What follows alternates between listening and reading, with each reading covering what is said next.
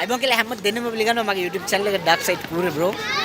ඔයගොල්ලන්ට මතකයි මම දැනට දවස් දෙක තුනකට කලින් වීඩියෝ එකක් ගෙනාවා ඔයගොල්ලන්ට ජෙරුසලම් වලට කිලෝමීටර් එකමාරක් දෙකක් විතර ඇහෙන් ඔයගොල්ලන්ට නත්තල් දවසේ සුබ නත්තලක් කියලා.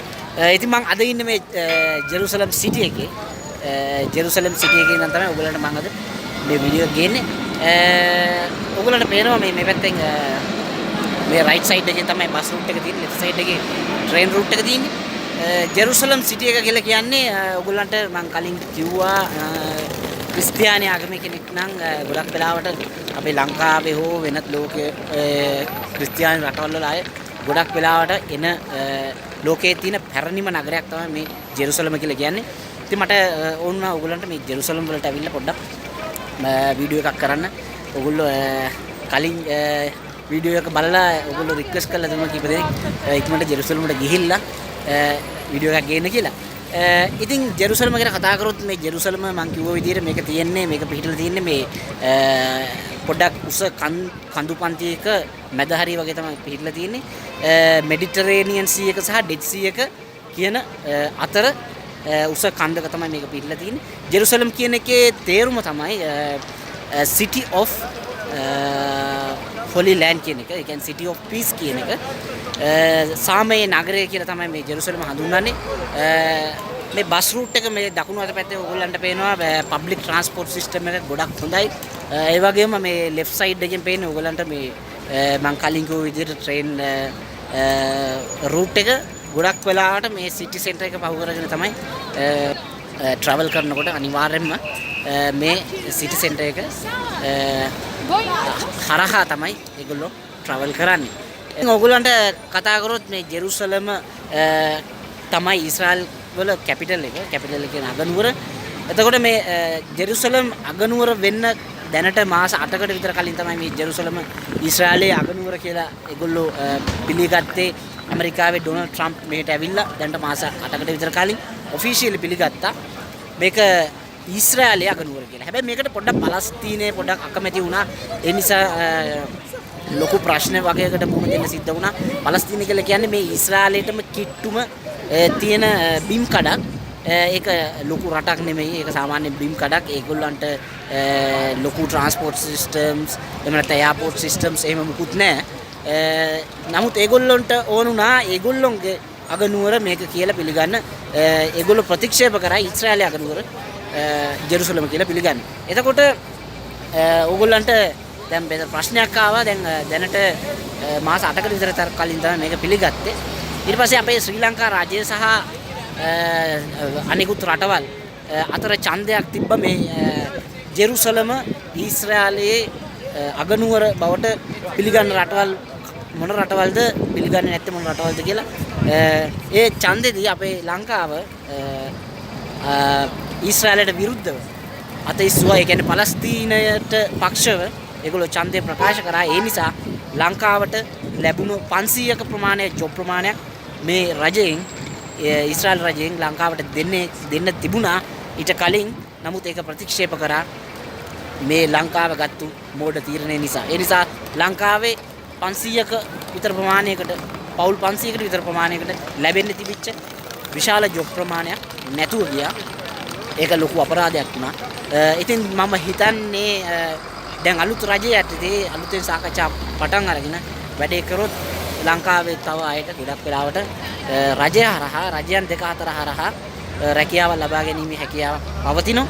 නමුත් ඒ ගැන හරියට නිශ්චිතව කියන්න බෑ ලංකාව පහුගිය ආණ්ඩුවේ ගත්තු මෝඩ තීරණය නිසා. ඉතින් අන්න ඒක කලින් මේ ඊශ්‍රායලයේ අගනුවර වෙලා තිබුණු ටෙල්-අවීව් කියන ප්‍රදේශයේ ටෙල්-අවීව් කියලා කියන්නේ දැන් කොමර්ෂල් සිටි එක. ඒකේ විශාල ප්‍රමාණයක් ගොඩක් වෙලාවට කොමර්ෂල් වැඩ කටයුතු තමයි සිද්ධ වෙන්නේ. නමුත් දැන් ජෙරුසලම ඊශ්‍රායලයේ අගනුවර බවට පත් වෙලා තියෙනවා. ඉතින් මේ ඊශ්‍රායල ගැන මම පොඩි මේ ජෙරුසලම ගැන පොඩි විස්තරයක් තමයි මම කතා කරේ. ඕගොල්ලන්ට පේනවා ඉතින් සමහර වෙලාවට මේ මෙතන ඉන්නවා ඕගොල්ලන්ට දැන් මේ පිටිපස්සෙන් එන කෙනා පේනවා ඉතින් පොඩ්ඩක් බලන්න. මේ යන මේ බෑග් එකක් තියාගෙන යන කෙනා මේ ගොඩක් වෙලාවට මේ ජෙරුසලමේ ඉන්නේ මෙන්න මේ වගේ කට්ටිය. මේ වගේ කට්ටිය ඕගොල්ලන්ට ඒ කියන්නේ මෙයාලා ගොඩාක් රිලිජියස්. සමහර වෙලාවට සෙනසුරාදාට මේගොල්ලෝන්ගේ ගෙදරවල වල ලයිට් එක දාන්න පවා මේගොල්ලන්ට තහනම් බයිබලය යනවා. සමහර වෙලාවට මේගොල්ලන්ට ෆ්‍රිජ් එකවත් අරින්න බෑ. මේගොල්ලෝ හරි රිලිජියස් කියලා කියන්නේ ඒගොල්ලෝ ආගමම තමයි නිතරම අදහන්නේ. මේක හොලි ලෑන්ඩ් එක මේක ගොඩක් වෙලාවට මේ ජුයිස් ජාතිකයන්ට ඒ කියන්නේ ජුඩයිසම් අදහන මේ රටේ ගොඩක් වෙලාවට ඉන්නේ ජුඩයිසම් අදහන ජුයිස් ජාතිකයෝ. සමහරව හිතනවා මේක මුස්ලිම් රටක් කියලා. නෑ එහෙම නෑ. මේකේ ඉතුරු වෙච්ච මුස්ලිම් ප්‍රමාණයක් සහ ඉතුරු වෙච්ච අරාබි ප්‍රමාණයක් සහ ඉතුරු වෙච්ච ක්‍රිස්තියානි පිරිසක් ඉන්නවා. ගොඩක් වෙලාවට ඉන්නේ ජූස් අය. තාක්ෂණය අතින් ඉතාමත් ශක්තිමත් රටක්. ගොඩක් වෙලාවට නොබෙල් ත්‍යාග විශාල ප්‍රමාණයක් මේගොල්ලෝ ලබාගෙන තියෙනවා මේ තාක්ෂණික මෙවලම් සහ තාක්ෂණික උපකරණ නිපදවීම සම්බන්ධයෙන්. ලෝකේ වැඩිම නොබෙල් ත්‍යාග ප්‍රමාණයක් හිමි මේ කුඩා රට තමයි ඊශ්‍රායල. මේගොල්ලෝගේ සහ ලංකාවේ අතර තියෙන සමානාත්මකම් තමයි 1948 තමයි ලංකාව නිදහස ලබා ගත්තෙත් මේගොල්ලෝ නිදහස ලබා ගත්තෙත් 1948 වැඩි කාලයක් නැහැ. නමුත් මේගොල්ලන්ගේ මේ පබ්ලික් ට්‍රාන්ස්පෝර්ට් සිස්ටම් එකේ දියුණුව සහ මේගොල්ලන්ගේ තාක්ෂණික උපකරණ අතින් දියුණුව සහ යුදමය කටයුතු අතින් දියුණුවේදී අපි ගොඩක්ම පස්සෙන් තමයි ඉන්නේ. අපේ යුද කාලයේදී පවා මේගොල්ලන් අපිට උදව් කරලා දෙන ගොඩක් වෙලාවට අපේට කපිරියානා සහ ගොඩක් යුද තාක්ෂණික සහාය මේ රටෙන් අපි ලබාගෙන තියෙන ඕගොල්ලෝ සමහරවල්ලාට දන්නේ නැති වුණාට. ඕගොල්ලන්ට මතකයි අපි විදේශ පුවත් වලට ඒ කාලේ අහන්නෙම ඊශ්‍රායලයේ ගාසා තීරය සහ පලස්තීනය කියන මෙන්න මේ වචන තුන. දැනටත් ඕගොල්ලන්ට ඇහෙනවා මේ වචන තුන තමයි. ගොඩක් වෙලාවට මේ රට යුද්ධයෙන් හෙම්බත් වෙච්ච රටක්. ඉතින් යුද්ධමය කටයුතු එහෙමම තිබුණා කියලා එච්චර බය වෙන්න දෙයක් නෑ. මේ අපි සාමාන්‍යයෙන් මේ යුද්ධමය කටයුතු එහෙම සිද්ධ වුණා කියලා ඒ තරම් බයෙන් ජීවත් වෙන්න අවශ්‍ය රටක් නෙමෙයි. ගොඩක් වෙලාවට ලංකාවේ මගින් කීප දෙනෙක් මහලා දින ඔය යුද්ධය තියෙනවා නේද? ඇයි ඉන්නේ අර එහෙම කියලා. නෑ එහෙම කිසිම ප්‍රශ්නයක් නෑ. මේකේ යුද්ධ සිස්ටම් එකේ ඊටම තාක්ෂණික අතින් ඉහළම තැනක ඉන්න පහුගිය දැනට මාස 6කට විතර කාලයක මාසයකට විතර කලින් මේ ඊශ්‍රායලයට පලස්තීනය හරහා මිසයිල් 600කට වැඩි ප්‍රමාණයක් එල්ල කරා. නමුත් එක ජීවිත හානියක්වත් සිදු වුණේ නැහැ. මේගොල්ලන්ගේ තියෙන සිස්ටම් එකක් මේ උඩ ඉහළ ආකාශයේ මිසයිල් එනකොට ඒව උඩදිම පුපුරවන්න පුළුවන් දැඩි තාක්ෂණයක් තියෙන. ඒ නිසා මේ මිසයිල් වලින් සිද්ධ වෙන බලපෑම ගැන පොඩ්ඩක්වත් බය වෙන්න දෙයක් නැහැ. ගොඩක් වෙලාවට බිල්ඩින්ග්ස් වලට උස බිල්ඩින්ග්ස් වලට පොඩි හානි කීපයක් සිද්ධ වුණා. ජීවිත හානි නම් සිද්ධ වුණේ නැහැ. ඉතින් ඒ වගේ රටක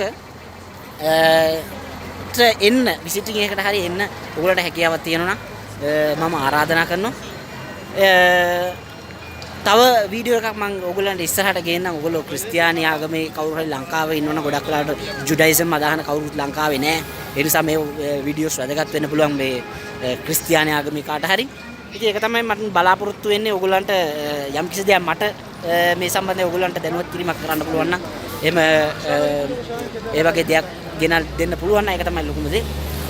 ඉතින් අන්න ඒක තමයි දැන් ඔයගොල්ලන්ට මම කිව්ව කලින් මේ ඇඳුම ඇඳගෙන ඉන්න කට්ටිය මේගොල්ලෝ බලන්න කෝට් එක දාලා කැප් එක දාලා කලිසම දාලා මේගොල්ලොන්ට සාමාන්‍ය අර මුස්ලිම් කල්චර් එකේ වගේ ඒගොල්ලන්ට දරුවෝ හදන්න පුළුවන් ඇති වෙනකන්. සාමාන්‍ය මේ වගේ කෙනෙකුට මේ රේබයිස් කියලා කියන්නේ මේගොල්ලන්ට මේ රිලිජියස් සයිඩ් සාමාන්‍යයෙන් දරුවෝ 7-8 ඉන්නවා. ගොඩක් වෙලාවට මට හිතෙන්නේ තව අවුරුදු 10ක් 20ක් 30ක් විතර වගේ යනකොට ගොඩක් වෙලාවට ජුඩයිසම්ට කට්ටියට ජුයිස් කට්ටියගේම මේගොල්ලෝ මේ රිලිජන් එකේ වැඩි ප්‍රමාණයක් මේ නගරයේ ඉදී. ඒ වගේම ඔයගොල්ලන්ට පේනවා මේ වින්ටර් එක හින්දා දැන් දෙසැම්බර් අද තව අවුරුද්දට ඔයගොල්ලන්ට තියෙන්නේ දවස් 2-3ක් පමණයි. මේ සම්පූර්ණ ගස්වල කොළ හැලිලා යන කාලය අධික සීතල නිසා. හැබැයි මේ රටේ එච්චරම සීතල ඒ විදිහටම දරුණුවටම නැහැ. කැනඩාව වගේ රටක් ගත්තොත් එහෙම මේ කාලයට කොහොමත් ඉන්නම බැරි තත්ත්වයක් තමයි තියෙන්නේ.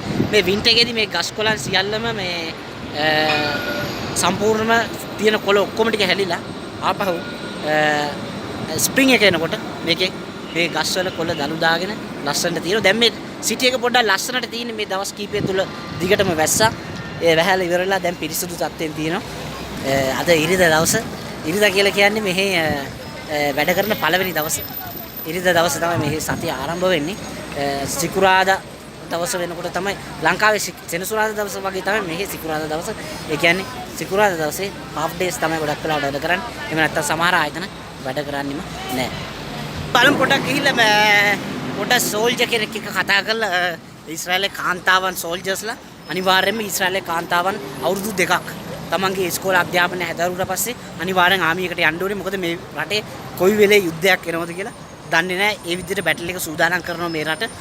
හැම කෙනෙක්ම මේ ජූයිෂ් ජාතිකයෙක් නම් ජුඩයිසම් එක අදහන කෙනෙක් නම් අනිවාර්යෙන් හැම ජාතිකයෙක්ම හැම කෙනෙක්ම ඒගොල්ලෝ ආමියකට යන්න ඕනේ. පිරිමි අය නම් අවුරුදු 3ක් ආමිය කම්ප්ලීට් කරන්න ඕනේ. ගැහණු අය නම් අනිවාර්යෙන් අවුරුදු 2ක් ආමියක කම්ප්ලීට් කරන්න ඕනේ. ඒක තමයි මේ රටේ නීතිය. ඒ වගේ නීතියක් අපේ රටේ තියෙනවා නම් ගොඩක් හොඳයි කියන එක තමයි මට හිතෙන්නේ. හරි අපි යමු බලන්න පොඩ ඉන්ටර්විව් එකක් කරන්න. hi how are you? පොඩ ඉන්ටර්විව් එකක් කරන්න පොඩක් අපේ ඊශ්‍රායලයේ කෙල්ලෝ ආමියකේ ඉන්න කෙල්ලොන් එක්ක පොඩ්ඩක් බලමු අපි එහෙනම් ගිහින්. Hi, how are you?